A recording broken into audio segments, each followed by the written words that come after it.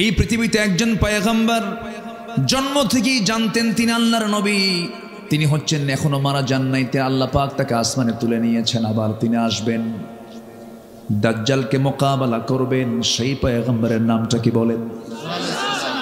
এই নবী ছাড়া কোন নবী জানতেন না আমি নবী হব, শিশুকালে কেউ জানতেন না এটা, কিন্তু তিনি জানতেন। কেন? তার পিতার কোনো পরিচয় ছিল না, তার বাবার কোনো পরিচয় ছিল না। ইন্না মাসালা ঈসা কামাসালি আদম, ঈসার দৃষ্টান্ত হলো আদমের মতো, আদমের যেমন বাবার পরিচয় নাই, আল্লাহর পয়গম্বর ঈসার আল্লাহর কোনো বাবা, নিজের পিতার কোনো পরিচয় নাই। কিন্তু ঈসা আলাইহিস সালাম যখন মার গর্ভে যখন ছিলেন, আল্লাহর ফয়সালা, পিতৃহীন সন্তান আল্লাহ তাআলা মারিয়ামকে দান করলেন, স্বামী ছাড়া সন্তান দিয়ে দিলেন। অসম্ভবকে সম্ভব করার একমাত্র যোগ্যতা রাখেন তিনি কে? আসতে বলবেন না, তিনি কে? আল্লাহ তাআলা। সন্তান ডেলিভারি হয়ে গেল, অনেক লম্বা কথা ছিল, শর্ট করে নিয়ে আসলাম। মারিয়াম বিনতে ইমরানকে আল্লাহ তাআলা বলেন, ইন্নাল্লাহ আস্তাফাকি ওয়া তাহহারাকি, হে মারিয়াম আমি তোমাকে নির্বাচিত করেছি, আমি তোমাকে নবীর মা বানাবো। তিনি বললেন কেমন করে সম্ভব? লাম ইয়ামসাসনি বাশার, কোন পুরুষ আমাকে স্পর্শ করে নাই, আমি কেমন করে মা হব? তাফসীরে এসেছে তিনি হাম্মাম খানার মধ্যে ঢুকেছেন, ফেরেশতা এসে তার জামার আস্তিনটা টান মারলেন, ফুৎকার দিয়ে দিলেন। আর একটা ব্যাখ্যায় পাওয়া যায় তিনি মুখটা হা করলেন, মুখের মধ্যে মুখ গহ্বরে ফুৎকার দেওয়া হলো, মিন্স বন্ধ হয়ে গেল, সন্তান পেটে চলে আসলো। 2 মাস 3 মাস 4 মাস যখন যেতে লাগলো, বাহ্যিক সিমটমটা প্রকাশ পেয়ে গেল। সবাই বলতে লাগলো, মারিয়াম এটা কেমন কথা, তোমার পেটের সন্তান কেমন করে আসলে, এত বড় অঘটন তোমার জীবনে কে ঘটায় দিল? তিনি বললেন, আল্লাহর কসম করে বলি, কোন পুরুষ আমাকে স্পর্শ করে না, আল্লাহ তাআলা আমাকে দান করেছেন। কেউ বিশ্বাস করে না। মারতে মারতে সেই বাইতুল আকসার 500 থেকে তাকে ঘাড় ধাক্কা দিয়ে বের করে দেওয়া হলো। সেই মহিলাকে, যে মহিলা আল্লাহ তাআলা এমন সম্মান তাকে দিয়েছেন, একমাত্র নারী পৃথিবীতে, যিনি দুনিয়াতে বসেই তিনি জান্নাতের খাবারগুলো খেয়েছিলেন। সেই মারিয়ামকে আল্লাহ তাআলা এত সম্মান দিয়েছেন।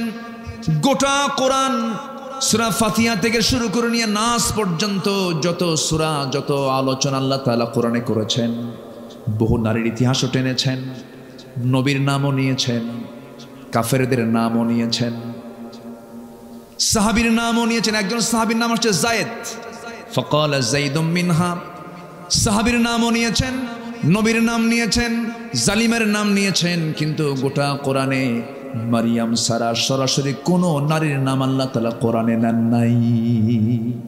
তিনি কে? মারিয়াম। এটা নামই আছে সূরার নাম। সূরার নাম কি? মারিয়াম।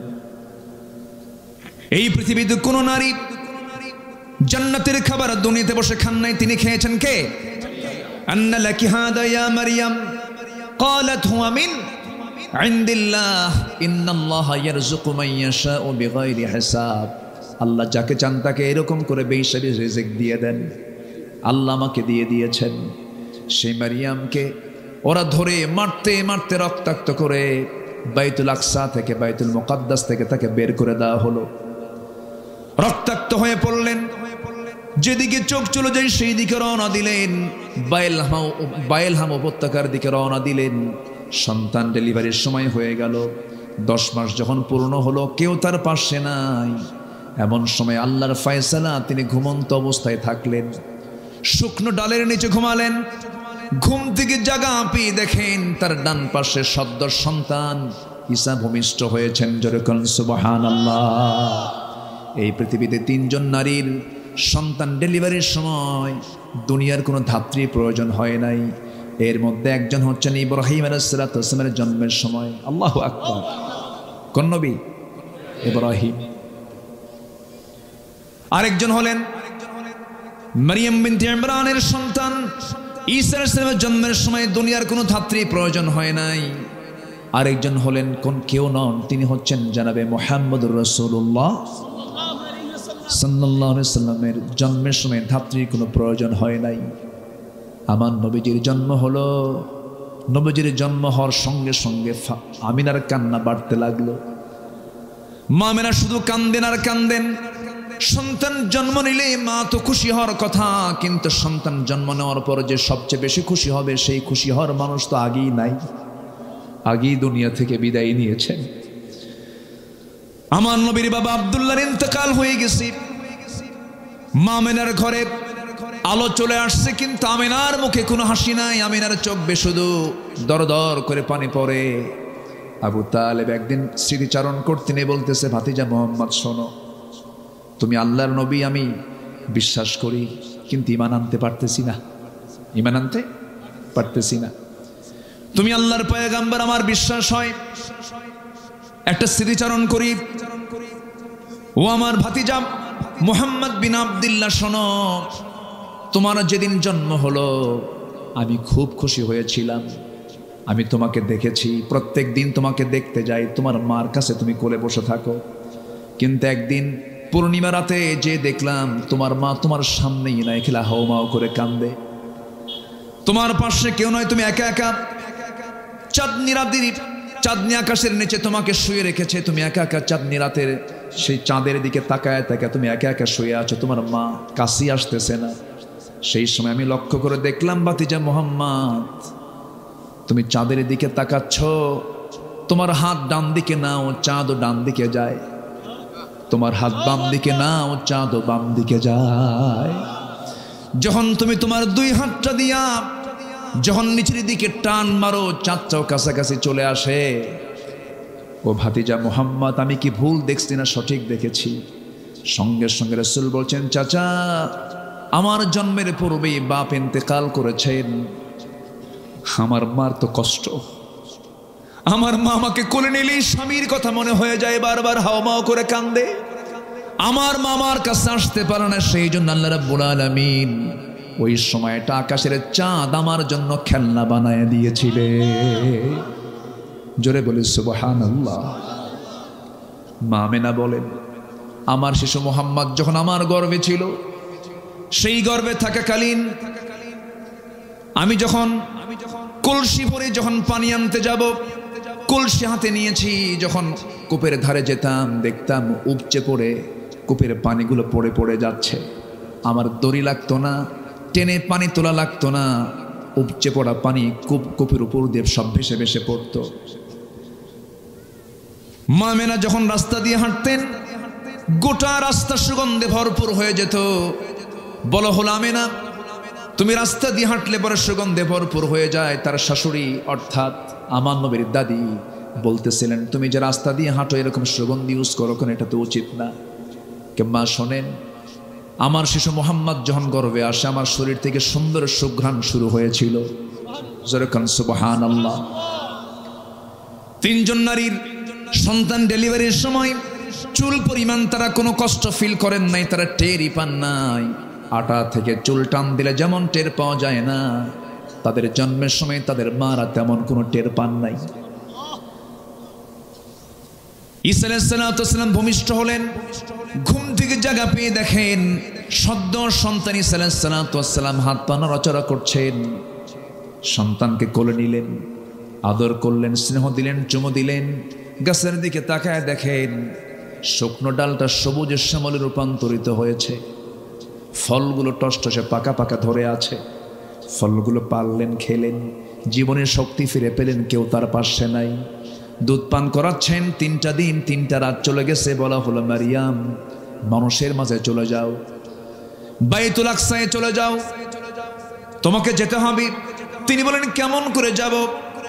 আমি কেমন করে জবাব দেব? সবাই তো আমাকে বলবে তুমি তো অসতী নারী, যার সন্তান তুমি সামনে নিয়ে আসছো, কেমন করে জবাব, কেমন করে কি প্রমাণ করব?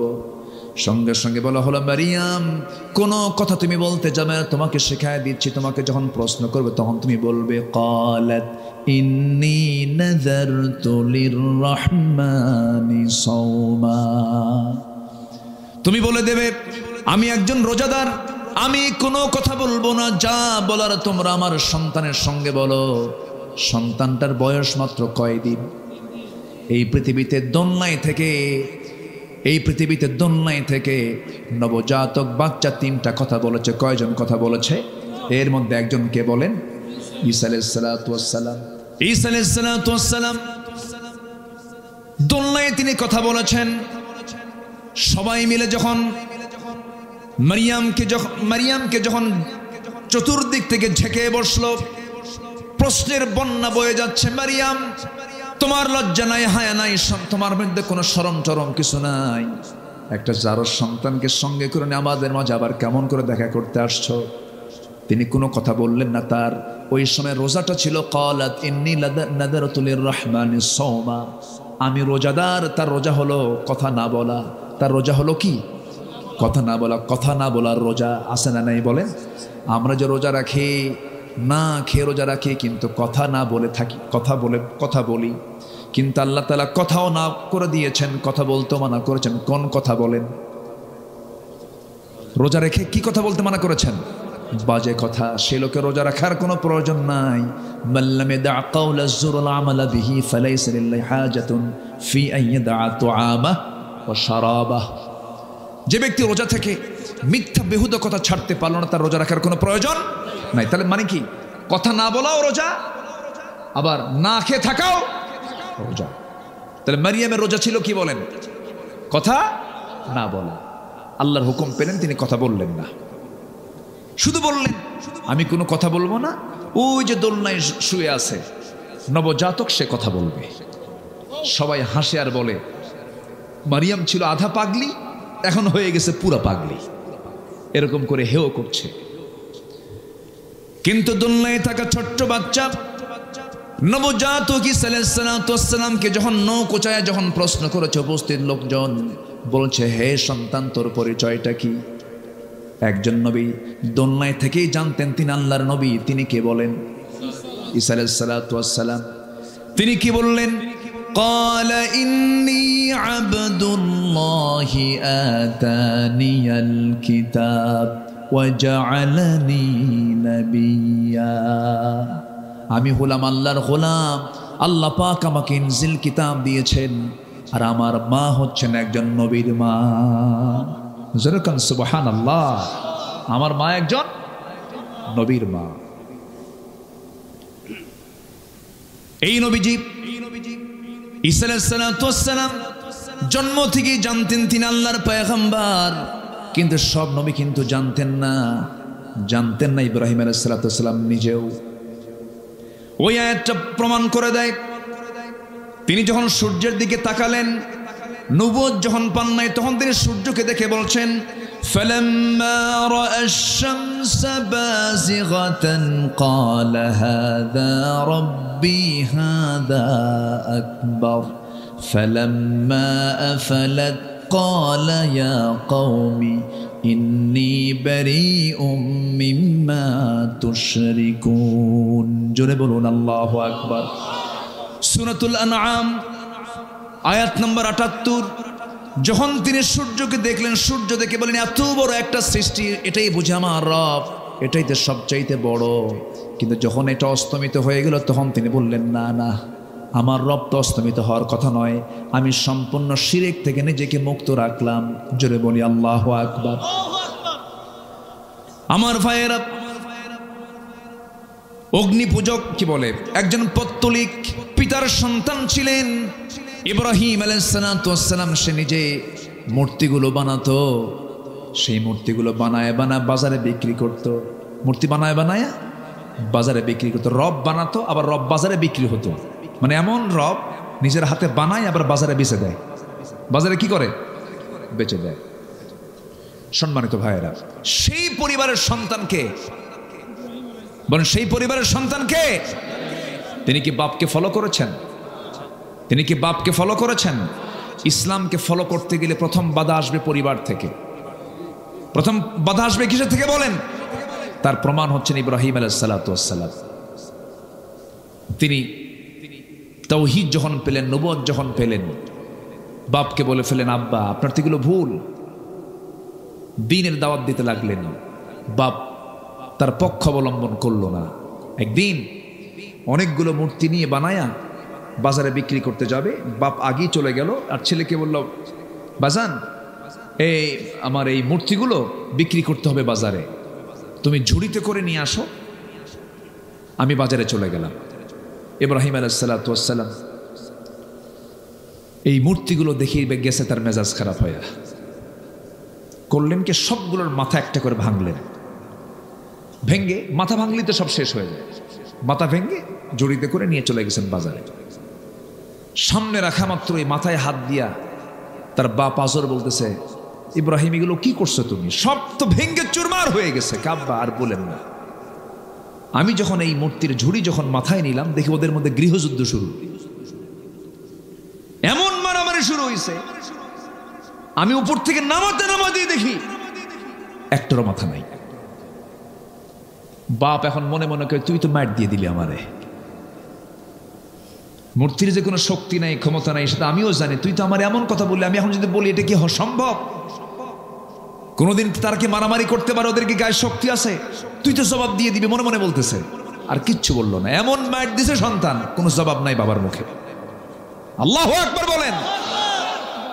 মূর্তি পুজো করে ছেলে ইব্রাহিম মূর্তি ভাঙ্গে, আর ইব্রাহিমের সন্তানরা আজকে মূর্তি গড়ে, ঠিক কিনা? মূর্তি গড়ে। আমার রাসূল তিনি একদিন বলেছেন, একটা বর্ণনায় আসছে, হাদিসে আসছে, বুইসতু কাসরাতিল আসনাম, আমি পৃথিবীতে আবির্ভূত হয়েছি মূর্তিগুলোকে ভাঙ্গার জন্য।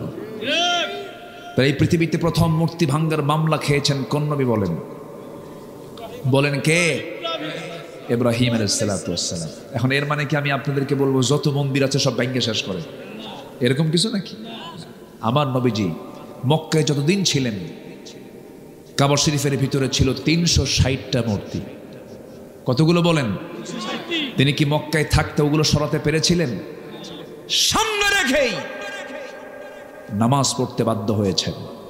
কেন জানেন? তখন মক্কার সিটি মেয়র ছিল বিনা ভোটে নির্বাচিত আবু জেহেল। কি ভোটে? কি কথা বোঝা যায়? তাহলে আবু জেহেল কি ভোটে? বিনা ভোটে। সে আবু জেহেল ক্ষমতায়। আমার নবীজি মূর্তিগুলো দেখলেন, শুধু দেখেই গেলেন, পারলেন না, কারণ পাওয়ার তো নাই। র্যাব, সীতা, কোবরা তো তার হাতে নাই। কথা বোঝেন নাই? আমার নবীজি একদিন মনে মনে ভাবলেন যে আমি একটু ভিতরে যাব, কাবার ভিতরে যাব, কিন্তু কাবার চাবিটা ওসমান বিন তালহার হাতে। ওসমান বিন তালহার হাতে। আমার নবী কিন্তু ছোটখাটো পরিবারের সদস্য ছিলেন না। কাবা শরীফ ভাঙতে আসছিল সম্রাট আব্রাহা, সূরাতুল ফিলের ঘটনা ভাঙতে আসছিল। সেই সময় আমার নবীর দাদা আব্দুল মুত্তালিবের 300 উট অপহরণ করে নিয়ে যায়। 300 উট যার দাদার থাকে, এত ফকির মানুষ, তাই না? ফকির মানুষ মানে অনেকগুলো উট আছে, এর মধ্যে 300 উট নিয়ে গেছে, আরো আছে। 300 উট অপহরণ করে নিয়ে যায়। সেই সময় সম্রাট আব্রাহা এসে, তার লোকজন এসে বলে আব্দুল মুত্তালিবকে, তুমি তো লিডার, তো তোমাদের ঘর তো ভাঙতে আসতেছে সম্রাট আব্রাহা, তো তোমার চিন্তা কি? আমার কোনো চিন্তা নাই এই ঘর নিয়ে। কি চিন্তা তোমার? আমার উট নিয়ে চিন্তা। কেন? ঘরের মালিক তো আমি না, আমি হলাম উটের মালিক। উট ফেরত দে, যার ঘর তিনি হেফাজত করবেন। আল্লাহু আকবার বলেন। কার দাদা কয়? কার দাদা? আমার নবীর দাদা। কথার লোট কত দেখেন। তার নাতি হচ্ছেন মুহাম্মদ সাল্লাল্লাহু আলাইহি ওয়াসাল্লাম। সম্মানিত ভাইয়েরা, কথা তো অনেক, এমন ইতিহাস আমাকে আজকে ধরে দিয়েছে, বহু কথা। কয়টা বলে? 3 দিন আমার হলে ভালো হতো। কথা বোঝেন নাই?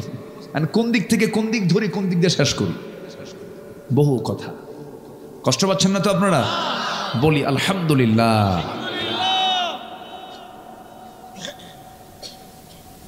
ইব্রাহিম আলাইহিসসালাম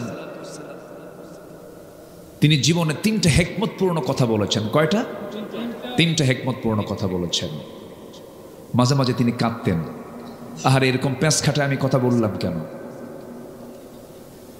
আমার বন্ধুগণ, আল্লাহ রাব্বুল আলামিন ইব্রাহিম আলাইহিস সালামকে এত সম্মান দিয়েছেন, এত মর্যাদা দিয়েছেন, এত তাকে দাম দিয়েছেন। আল্লাহ রাব্বুল আলামিন তাকে একটা দুইটা পরীক্ষা করেন নাই, প্রত্যেকটা পরীক্ষায় তিনি ইব্রাহিমের মুখ থেকে চুল পরিমাণ কখনো নাশকর পান নাই। জোরে কোন সুবহানাল্লাহ। আল্লাহ রাব্বুল আলামিন এই জন্য তার সম্মান বিশ্ববাসীর সামনে উচ্চকিত করেছেন। সূরাতুল হজের শেষ নম্বর আয়াতে আল্লাহ রাব্বুল আলামিন বলছেন, ইমানদারকে ডাক দিয়ে বলছেন, আগে ইয়া আইয়ুহাল্লাযীনা আমানু দিয়ে সম্বোধন করে আল্লাহ তাআলা ওয়াজ শুরু করেছেন।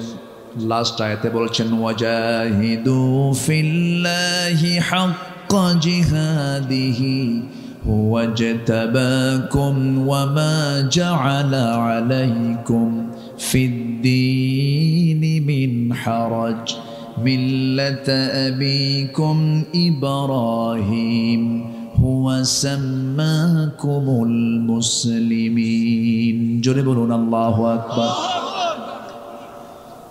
আল্লাহ বলছেন, তোমরা জিহাদের মতো জিহাদ করো। তিনি তোমাদেরকে নির্বাচিত করেছেন এবং তোমাদের জন্য দ্বীনকে তোমাদের জন্য বোঝা করেন নাই, কষ্টকর করে দেন নাই, তোমাদের জন্য এটাকে কঠিন করে দেন নাই। আর জেনে রেখে দিও, তোমাদের সবার জাতির পিতা কিন্তু কেউ নন, তিনি হচ্ছেন ইব্রাহিম আলাইহিস সালাতু ওয়াস সালাম। জোরে কোন সুবহানাল্লাহ। এবং তিনি নিজেও পরিচয় দিয়েছেন তিনি ছিলেন মুসলমান। আমরাও কি বলেন? আরো জোরে আমরা কি বলেন? মুসলমান। গোটা পৃথিবীতে আজকে প্রায় 200 কোটি মুসলমান।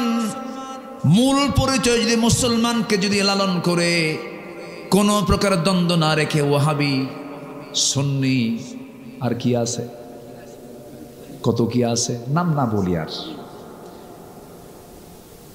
এই সমস্ত গ্রুপিং না করে যদি আজকে মুসলমান যদি একটা প্ল্যাটফর্মে আসতো, গোটা পৃথিবীর বাতিল শক্তি সব সাগরে হাবুডুবু খেত। ঠিক কিনা? সব হাবুডুবু খেত।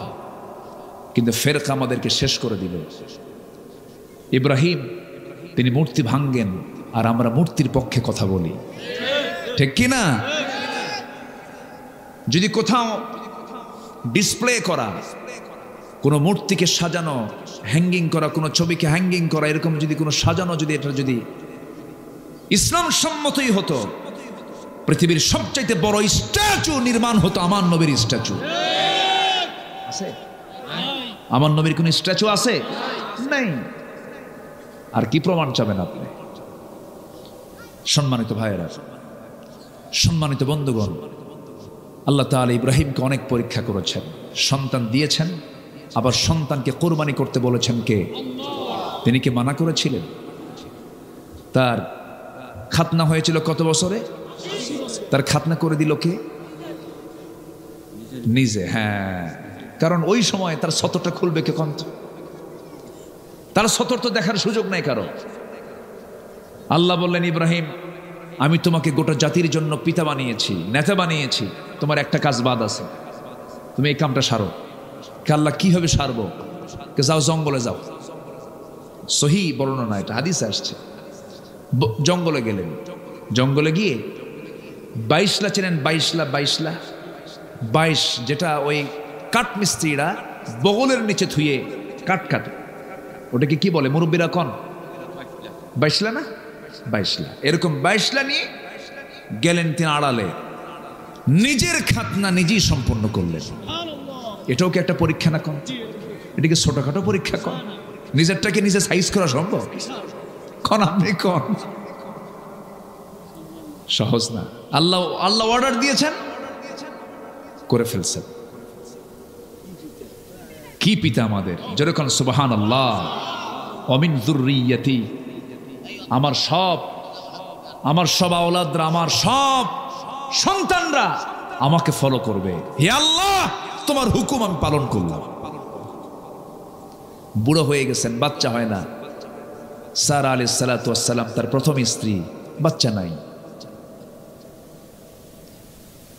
তার তো জীবনে বিশাল বড় পরীক্ষা আসছিল, হলো রাষ্ট্রীয় পরীক্ষা একটা আসছিল তার জীবনে।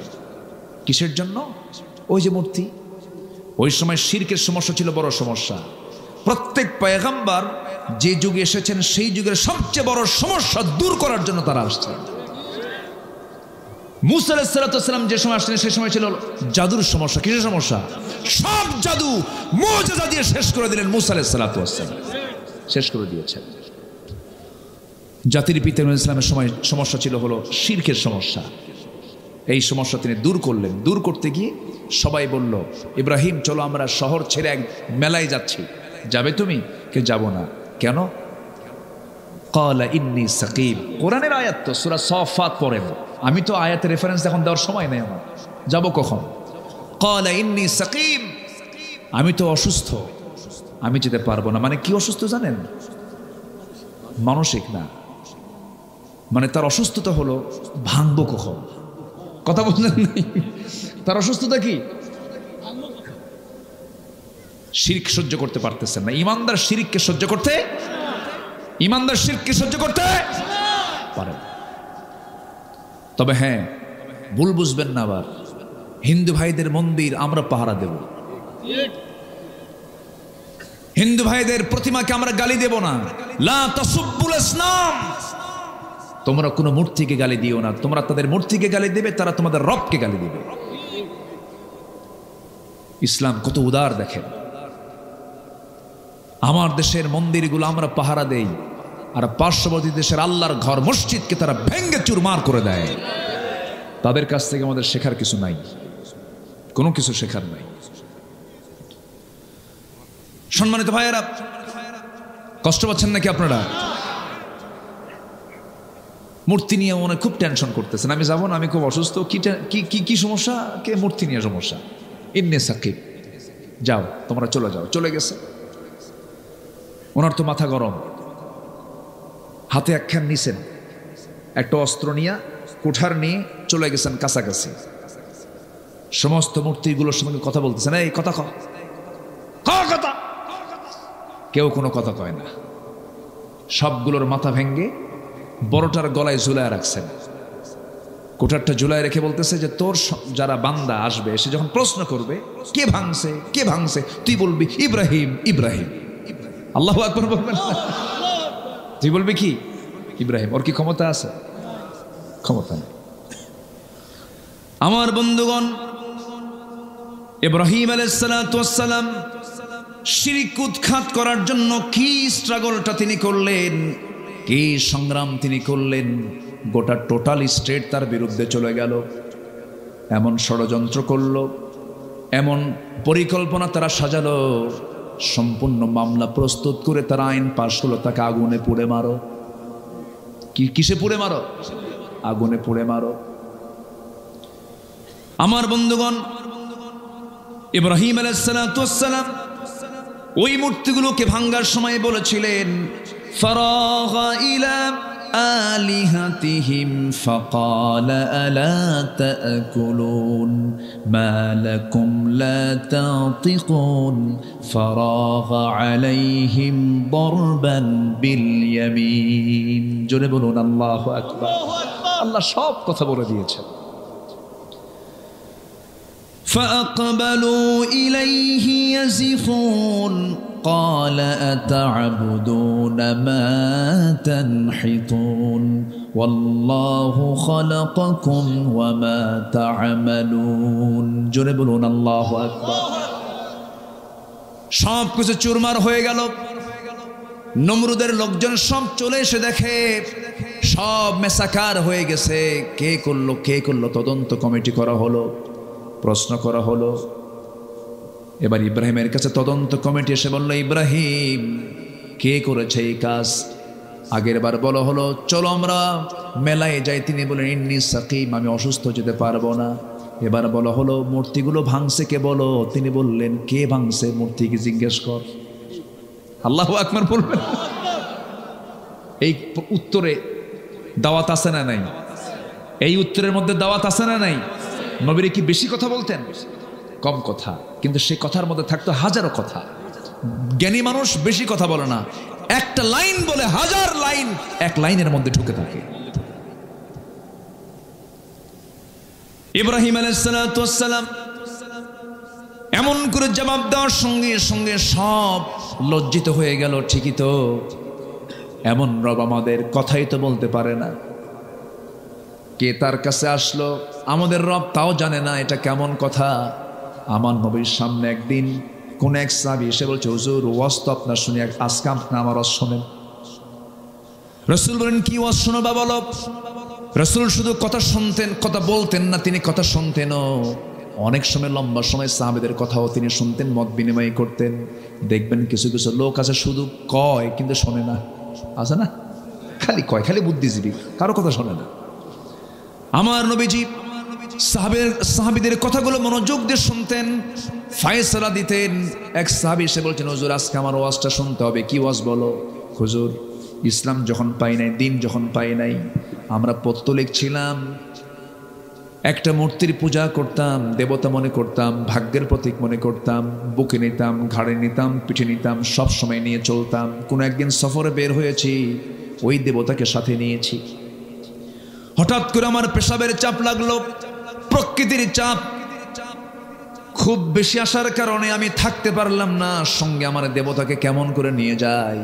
দেবতাকে সম্মান করে উঁচু একটা জায়গায় রেখে আড়ালে চলে গেলাম শৌচকার্য করার জন্য। শৌচকার্য কমপ্লিট করে এসে দেখি, হুজুর আমার সেই দেবতার মাথা থেকে পা পর্যন্ত ভিজা। ভাবলাম রহমতের পানি, রহমতের পানি মনে করে আমার জিহ্বাতে এমন লেহন দিলাম, এমন একটা চাটন দিলাম, দেখি আমতা আমতা গন্ধ। সামনের দিকে চায় দেখি, হুজুর কুকুরটার লেজ গুটায়া গুটায়া যায়। ভাবলাম এটাই তো কাম সারছে, আমি কি চাটলাম। এমন রাগ উঠছে হুজুর, আমি মনে মনে চিন্তা করলাম, সারা জীবন আমি তোর গোলামি করে গেলাম, তোকে সৌভাগ্যের প্রতীক মনে করলাম, তুই নিজের অস্তিত্ব নিজে রক্ষা করতে পারিস না, যা আমি তোর গোলামি করব না। এমন একটা আসার মানলাম, এক আসারে ভেঙ্গে চুরমার করে আপনার কাছে এসে আমি এমন রবের সন্ধান পেয়েছি, যে রবটা হলেন তাবারাকাল্লাযী বিয়াদিহিল মুলকু ওয়া হুয়া আলা কুল্লি শাইইন কাদির। আমার নবীজি কথাগুলো শুনতেছিলেন, মুস্কি মুস্কি হাসি মারলেন, আর সাহাবে কেরাম একটা আওয়াজ দিয়ে হাসলেন, জোরে বলেন সুবহানাল্লাহ। আমার বন্ধুগণ, ভুল বোঝা যাবে না। আবার ঝড়ের রাতে একটা পাখি যেমন তার বাচ্চাগুলোকে তার দুই ডানার মধ্যে সমস্ত ঝড় থেকে বাঁচানোর জন্য চেষ্টা করে, একটা মুসলিম রাষ্ট্রে, মুসলিম জনপদে অন্য ধর্মের মানুষ ঝড়ের রাতে পাখির ছানাগুলোকে যেমন পাখি আগলে রাখে, মুসলমানদের দায়িত্ব হলো অন্য ধর্মের মানুষকে এমনই করে আগলে রাখা। আলহামদুলিল্লাহ বলেন। ভুল বোঝা যাবে না। আমার বক্তৃতাকে আবার কাটিং করবেন না, উল্টাপাল্টা করবেন না, এগুলি স্পর্শকাতর কথা। ইব্রাহিম আলাইহিস সালাতু ওয়াস সালাম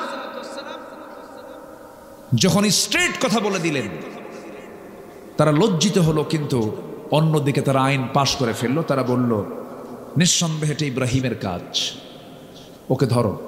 ধরা হলো, বলা হলো কি করা যায়। নমরুদের পার্লামেন্টে পাশ হলো, গোটা দেশের জনগণকে সব হাজির করে সবার চোখের সামনে ইব্রাহিমকে আমরা আগুনে ফেলে দেব। যেরকম নাউজুবিল্লাহ। তাহলে দ্বীনের দাওয়াত দিতে গেলে নবীদেরকে আগুনে ঢুকতে হয়, দ্বীনের দাওয়াত দিতে গেলে দেশ ছাড়তে হয়, ঈমানকে রক্ষা করতে গেলে ফাঁসির মঞ্চে যেতে হয়। ইমাম ইবনে তাইমিয়া রাহিমাহুল্লাহ দামেস্কের জেলখানায় তাকে জেলবন্দি করে রেখেছে। সেই দামেস্কের জেল সুপার কান্দে আর কয়, হুজুর আমরা হুকুমের গোলাম, কোনো খেদমত করতে পারছি না, আমাদেরকে মাফ করে দিয়েন। বলতেছে ইমাম ইবনে তাইমিয়া, হুজুর কিয়ামতের দিন কি আমাদের কোনো জবাব দিতে হবে আল্লাহর কাছে? এই যে আমরা হুকুমের গোলাম, বাধ্য হচ্ছি, কি করব এখন? ইমাম ইবনে তাইমিয়া বললেন, জেল সুপার শোনো, তোমাদের মতো ব্যক্তির কারণে জালিমরা জুলুম করার সুযোগ পায়। যুবকরা, তুমি একজন বাংলাদেশ, তুমি একজন একা একজন বাংলাদেশ।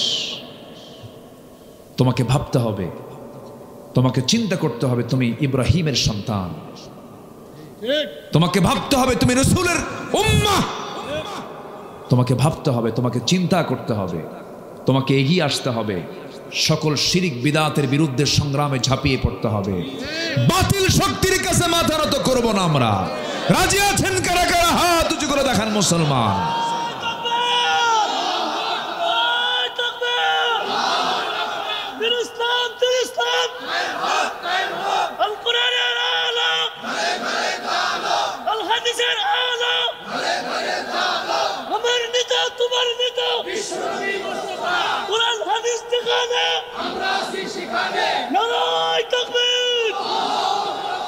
আল্লাহ কবুল করুন, জোরে বলি আমিন।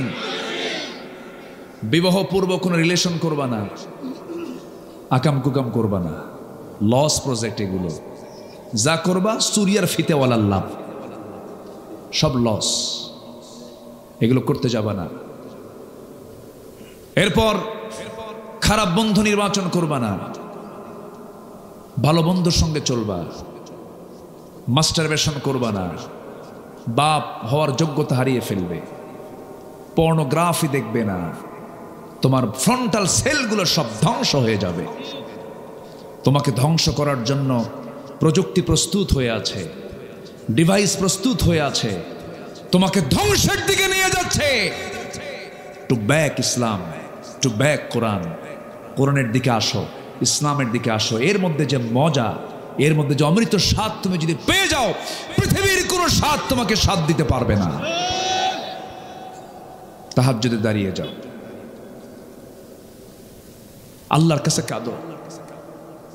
পৃথিবী আমার আসলেই তো, পৃথিবীর জীবনটা হচ্ছে আমার জন্য একটা মায়া মরিচিকা, একটা প্রতারণা, একটা ফাঁদ।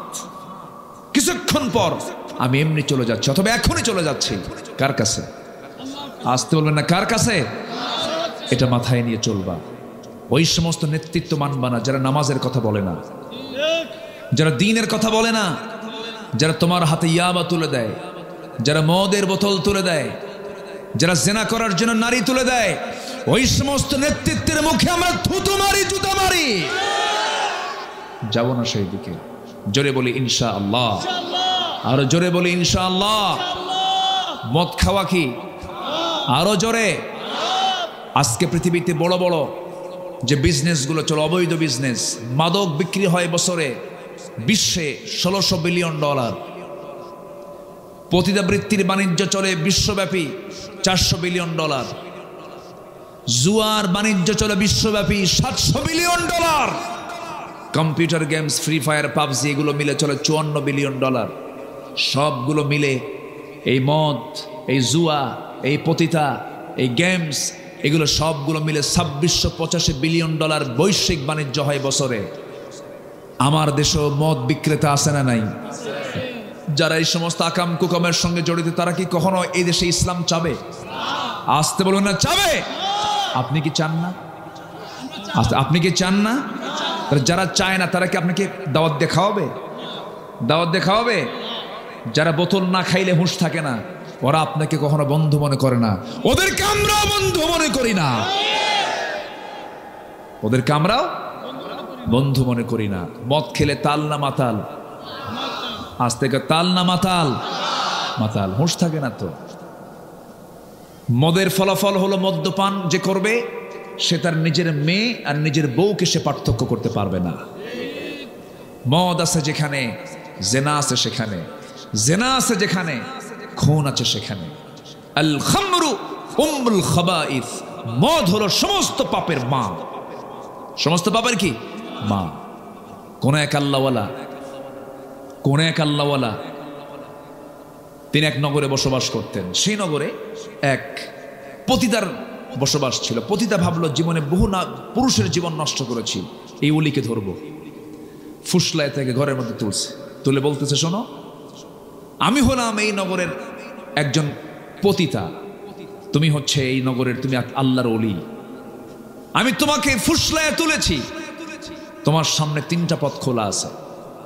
এই 3টে পদের যে কোনো পথ তোমার বেছে নিতে হবে, নচেত এমন চিল্লানি দেব নগরবাসী এসে তোমার ইজ্জত সব নষ্ট করে ফেলবে, তোমার সব চলে যাবে। কি 3টা পথ বলো? নাম্বার 1 হলো, এই যে মদের বোতল তোমাকে দিলাম, এই মদ তোমাকে খেতে হবে। অথবা নাম্বার 2 হলো, আমার সঙ্গে তোমার জেনা করতে হবে। নাম্বার 3 হলো এই যে শিশুটা সামনে বসে আছে তাকে খুন করতে হবে। আল্লাহওয়ালা মনে মনে চিন্তা করে খুন তো কোনো ক্রমেই সম্ভব নয়, খুন তো বড় গুনার নাম, জিনা তো সম্ভবই নয়, জিনা করলে পরে ঈমান থাকে না। মদের বোতলের দিকে তাকায় মনে মনে চিন্তা করে মদের বোতলও হারাম, কিন্তু এক ঢোক মেরে দেই, নচেত তোমার বাঁচার কোনো উপায় নাই। মদটাকে ছোট গুনাহ মনে করে মদের বোতল থেকে এক ঢোক যখন মেরে দিয়েছে, মাতাল হয়ে গেছে। মাতাল হলে পরে জেনাটা কঠিন না সহজ, খুনটা কঠিন না সহজ, খুনটাও সহজ হয়ে গেল। ওই আল্লাহর ওলির দ্বারা মদপানের মধ্য দিয়ে জেনা হয়ে গেছে, খুন হয়ে গেছে। আমার বন্ধুগণ, আজকে এই মাদক দ্রব্য আমার দেশে কঠিন না সহজ? আসতে বলেন কঠিন না সহজ? যুব সমাজের ঈমানকে নষ্ট করার জন্য বড় একটা হাতিয়ার হলো মাদক। এই মাদককে আজকে অ্যাভেলেবেল করে দেওয়া হয়েছে। এই সমস্ত বিষয়ের দিকে যুবকরা একটু খেয়াল রাখবা। অসৎসঙ্গ তৈরি করবে না। ভেবে নেবে তুমি যাকে বন্ধু বানাচ্ছ তুমি তার সঙ্গে জান্নাতের সময় কাটাবা। জোরে কোন সুবহানাল্লাহ। যাকে তুমি বন্ধু বানাচ্ছ তুমি তাকেও জান্নাতে তুমি তোমার বন্ধু বানায় নিবা। কারণ মান তাশাব্বাহা বিকওমিন ফাহুয়া মিনহুম। দুনিয়াতে যার সঙ্গে যার মুশাব্বা থাকবে তার সঙ্গে হাসর নাসর হয়ে যাবে। দুনিয়াতে একটা ভালো বন্ধু থাকো বিশাল বড় একটা পুরস্কার, বিশাল বড় একটা ভাগ্যের ব্যাপার। ভালো বন্ধুটা এমন কাজে লাগবে যে কিয়ামতের দিনও কাজে লাগবে। যে বান্দাকে আল্লাহ জান্নাত দিবেন সেই বান্দাকে আল্লাহ ডাক দিয়ে বলবেন, বান্দা তুই তো জান্নাত পেলি, তোর কি বন্ধু বান্ধব না? হ্যাঁ আছে। শুধু তোকে জান্নাত দেব না, তোর বন্ধু বান্ধবকে জান্নাত দেব, তাদেরকে সহ জান্নাতে নিয়ে যা। গাঁজাখোর বন্ধু না কিন্তু। আবার কথা কি বোঝা যায়? আমি আর একটু কথা বলি, কোন আপত্তি নাই তো?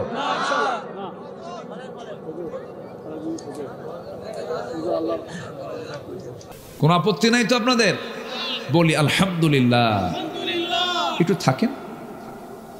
জি, ইব্রাহিম আলাইহিস সালাতু ওয়াস সালাম ফজর পড়ে যাবেন। দেখছো কি সাহসে বাবা। তো ঠিক আছে, ফজর পর্যন্ত আপনারা থাকেন, আমি যাই। ও আমি সহ অনেক ভালো মানুষ আপনারা। বলি আলহামদুলিল্লাহ। ইব্রাহিম আলাইহিস সালাতু ওয়াস সালাম রাষ্ট্রীয় ষড়যন্ত্রের শিকার হলেন। শেষ পর্যন্ত তাকে পরীক্ষায় পড়তে হলো চূড়ান্তভাবে। সিদ্ধান্ত পাকাপোক্ত হয়ে গেছে, আগুনে ফেলবে। কেউ আগুনে ফেলতে পারে না। নমরুদ করলো কি? শয়তানের পরামর্শ নিয়ে চতুর্দিকে জেনার কাজ শুরু করে দিল। কিসের কাজ বলেন? জেনার কাজ শুরু করে দিল। এরপর চরকিতে হাত দেবে কে? কেউ ফেলতে পারে না। ইব্রাহিম আলাইহিস সালাতু ওয়াস সালাম দেখতে পেলেন তার জন্মদানকারী পিতা তাকে আগুনে ফেলার জন্য পিতা পর্যন্ত চরকিতে হাত দিয়েছে। চোখে পানি চলে আসছে, কাঁদতে কাঁদতে বলছে, আল্লাহ আমার আব্বা, আমার জন্মদাতা, আমার আব্বা পর্যন্ত আমাকে আগুনে ফেলতে চায়, আল্লাহ তুমি আমাকে বাঁচাবে না? জোরে কোন সুবহানাল্লাহ। বাঁচিয়েছেন কে? আল্লাহ। আসতে বলেন বাঁচিয়েছেন কে? আল্লাহ। এই দিকে লক্ষ্য করে আল্লামা ইকবাল বলেছেন, আসফি হুজু ইব্রাহিম কা ইমা पैदा आग कर सकती है एक अंदाज गुलिस्ता पैदा। আজ কোথাও যদি উদয় হয় ইব্রাহিমের মতো ঈমান করতে পারে অগ্নিকুণ্ডে খুবসুরত এক গুলিস্তান। জোরে বলুন আল্লাহু আকবার। আজও যদি মুসলমানদের ভিতরে সেই ইব্রাহিমের ঈমান যদি লালন করতে পারে, আজকে আগুনটা জান্নাত হয়ে যাবে। শর্ত হলো ঈমান আনতে হবে ইব্রাহিমের মতো। কার মতো বলেন? ইব্রাহিমের মতো। আমার বন্ধুগণ, তিনি জীবনে তিনটা হিকমতপূর্ণ কথা বলেছেন। তিনি বলেছেন, আমি অসুস্থ। বলা হলো মূর্তিগুলো ভাঙছে কে? তোমরা মূর্তিকে জিজ্ঞাসা করো। আরেকটা হলো ওই আগুন থেকে তিনি যখন সুস্থ হয়ে সে আগুন থেকে বের হয়ে আসলেন, তার গায়ের পশম পর্যন্ত আগুন স্পর্শ করতে পারে নাই।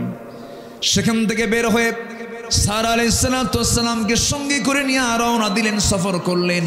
লম্বা সফরে বের হয়ে গেছেন, এমন সময় এক জালিম শাসকের কবলে পড়ে গেছেন ইব্রাহিম আলাইহিস সালাতু ওয়াস সালাম।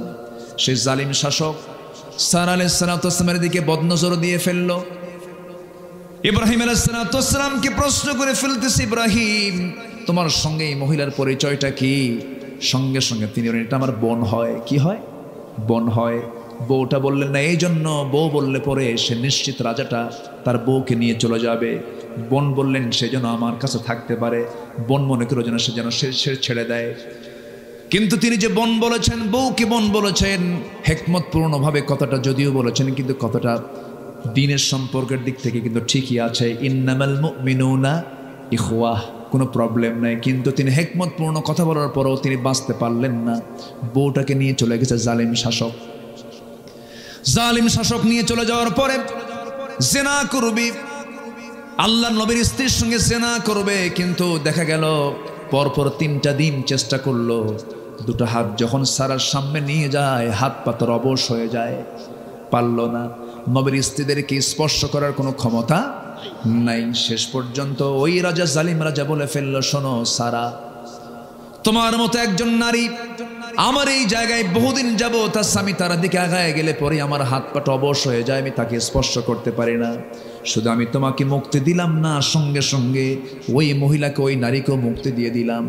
সাহেব আলাইহিস সালাতু ওয়াস সালাম ওই জেলখানা থেকে, ওই জালিম শাসকের কবল থেকে যখন তিনি বের হয়ে আসতেছেন, একা আসলেন না, সাথে তিনি সঙ্গে করে যাকে নিয়ে আসলেন তিনি হচ্ছেন হাজেরা আলাইহিস সালাতু ওয়াস সালাম।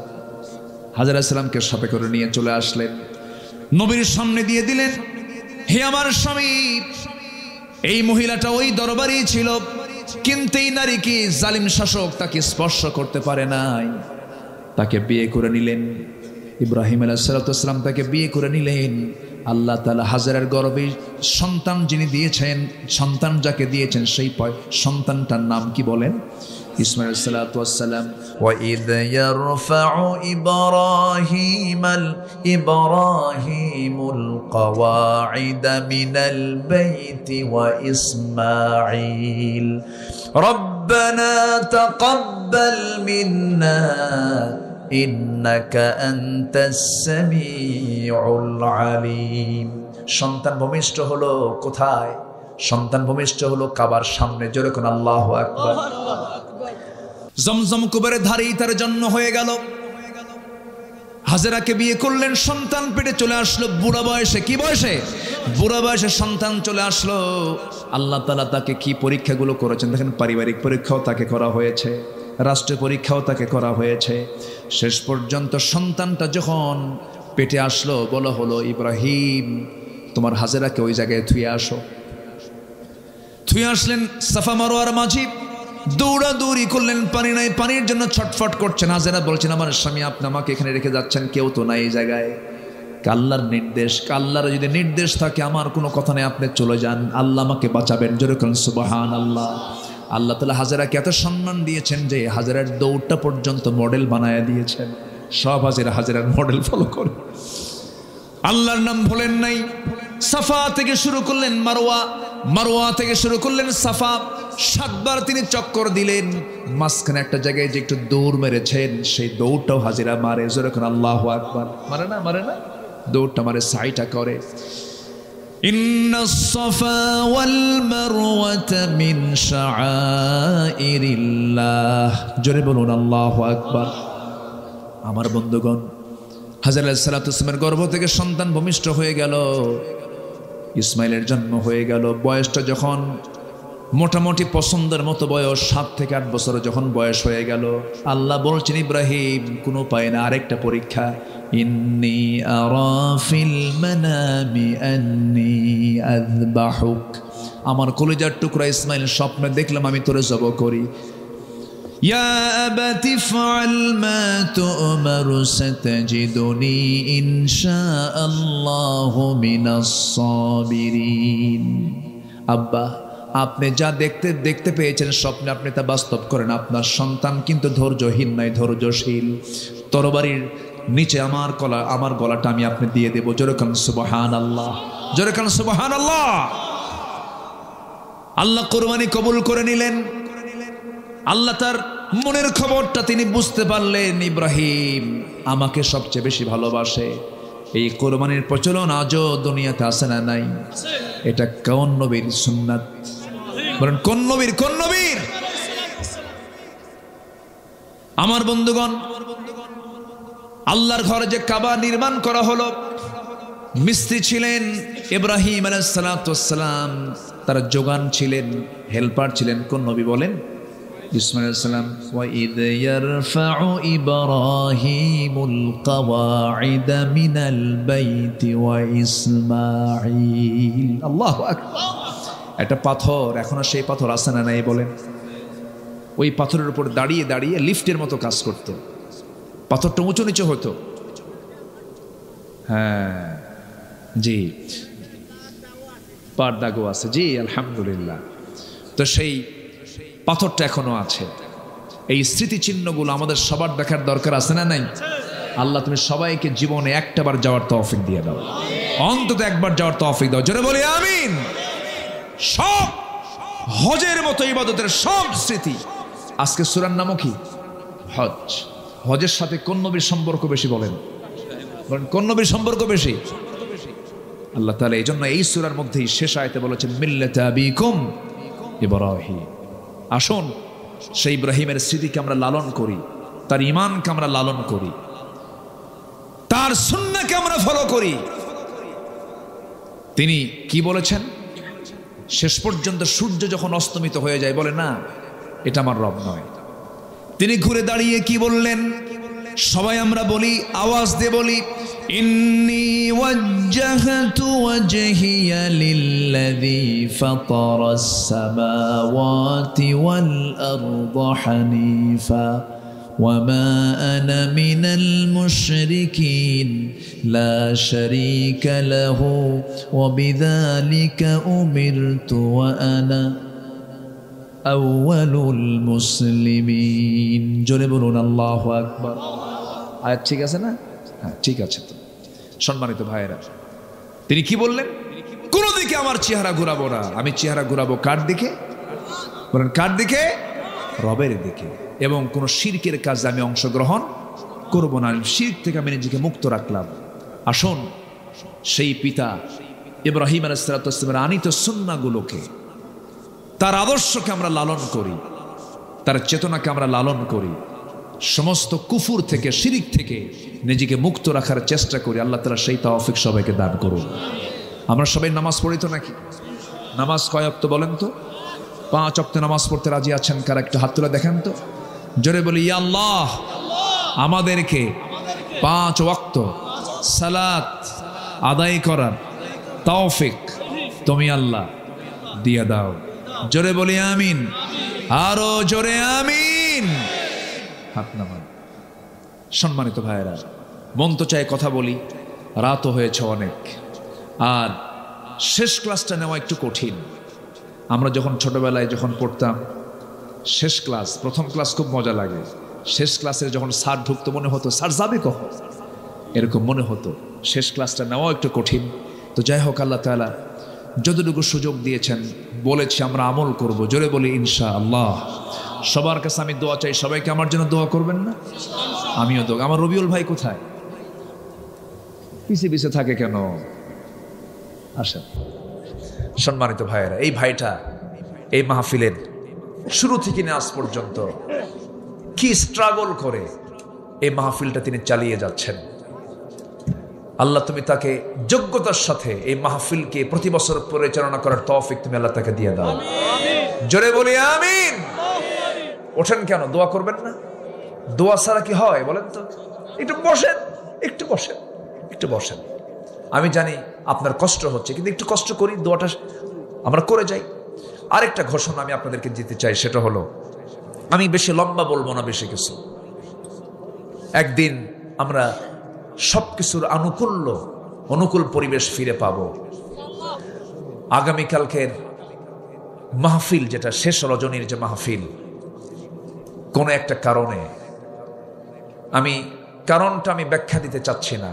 আকলমন্দ ইশারা বাসাত, সচেতন ব্যক্তির জন্য ইঙ্গিতটাই যথেষ্ট। আমি লম্বা কোনো ব্যাখ্যা না, এবং আপনি কোনো কারণ জিজ্ঞাসাও দরকার নাই।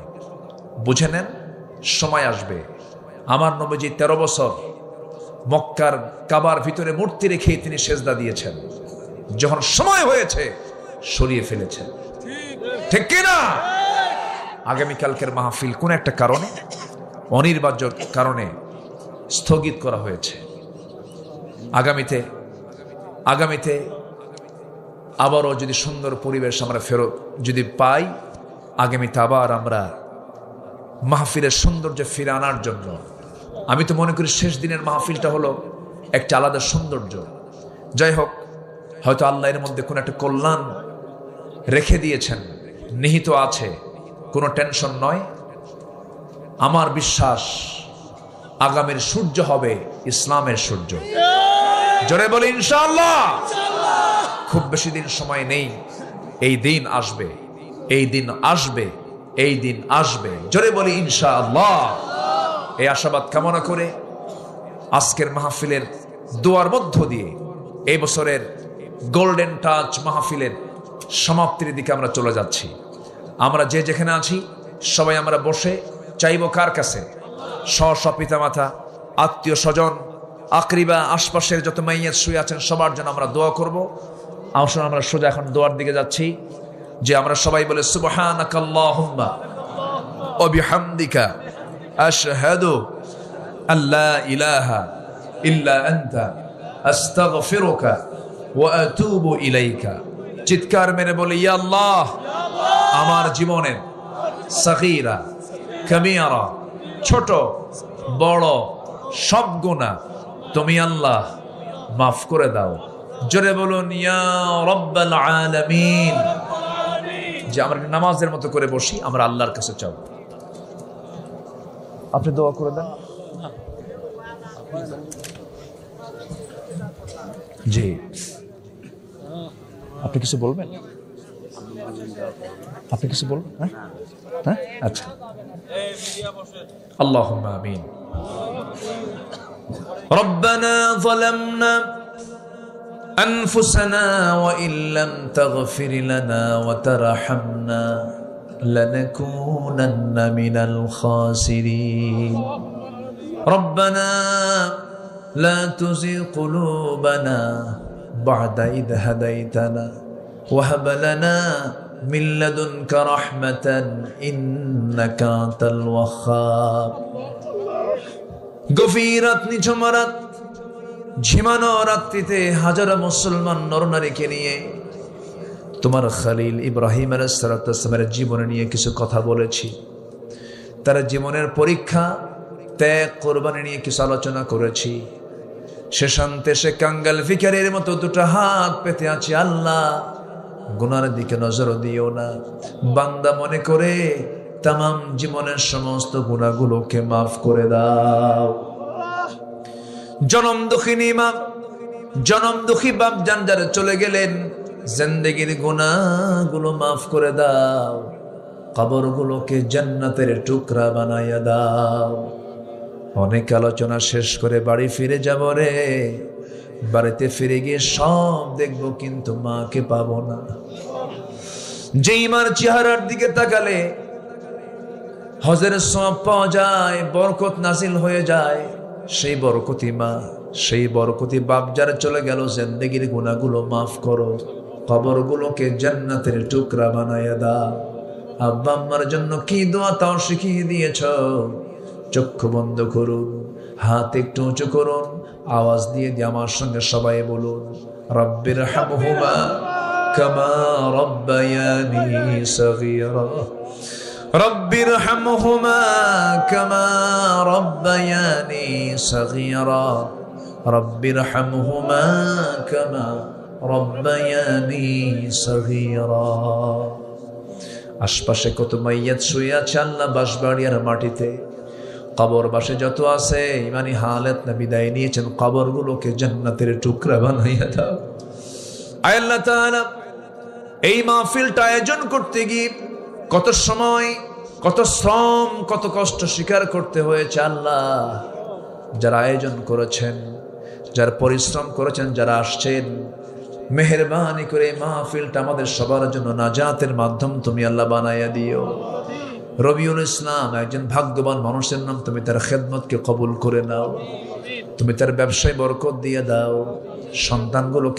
সন্তানগুলোকে আল্লাহওয়ালা বানায়া নাও। পরিবারের প্রতি তোমার খাস রহমত নাজিল করো। আয় আল্লাহ তাআলা, এই দুনিয়া ছেড়ে সব বিদায় নিয়ে নেব রে, কেউ তো আমরা কিচ্ছু নিয়ে যেতে পারবো না, তবে তোমার কাছে ফরিয়াদ করে ডান হাতে আমলনামা না আসা পর্যন্ত আমাদের কাউকে মরণ দিবা না। মরবো কোন দিন জানি না রে, মরতেই যখন হবে শহীদি মত কপালে জুটাইয়া দিবে। পাখিটা আজকে নাই, আমাদের পাখিটা আজকে আমাদেরকে ফাঁকি দিয়ে চলে গেছে, আমাদের পাখিটা আজকে ফাঁকি দিয়ে চলে গেছে রে।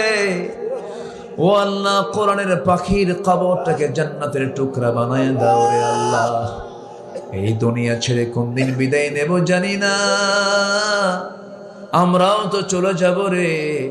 মেহেরবানি করে ডান হাতে আমলনামা না আসা পর্যন্ত কবরে নিও না। আল্লাহ, তোমার বান্দাগুলো কিনে এমন সময় হাত তুলেছি, বাইতুল আকসাকে মুসলমানদের দখলে নাই, মুসলমানদের হাতে তুমি আল্লাহ তুলে দাও। 180 কোটি মুসলমানের জন্য একটা ওমর তুমি আল্লাহ পাঠাইয়া দাও। ও আল্লাহ, মুসলমানদের ফিলিস্তিন তুমি আল্লাহ মেহেরবানি করে হেফাজত করো। আয় আল্লাহ তাআলা, দুনিয়া ছেড়ে কোন দিন বিদায় নেব জানি না, তবে যেদিন মরে যাব রে, টান মেরে ঘর থেকে বের করে দেবে, জীবনের শেষ গোসলটা হয়ে যাবে, মরমক সব দেখে দেখে চলে যাবে, কবরের দিকে টেনে হেসড়ে নিয়ে চলে যাবে। 24 ঘন্টা যাবে না, মাথার চুলগুলো খসে খসে পড়বে। 3 দিন যাবে না, গায়ে কত তেল সাবান লাগালাম, চামড়াগুলো গলে গলে পোকার পেটের খাবার হয়ে যাবে। 7 দিন যাবে না, নারী ভুরির সব চোখ মুখ কান নাক দিয়ে বের হওয়া শুরু হয়ে যাবে। মাত্র 3টা মাস কবর খনন করে দেখা যাবে কয়েকটা হাড় ছাড়া আর কিচ্ছু নাই রে। সে অন্তিম সময় যখন চলে আসবে, জবানে জারি করে দিও লা ইলাহা ইল্লাল্লাহু মুহাম্মাদুর রাসূলুল্লাহ। আসসালামু আলাইকুম ওয়া রাহমাতুল্লাহি ওয়া বারাকাতুহু।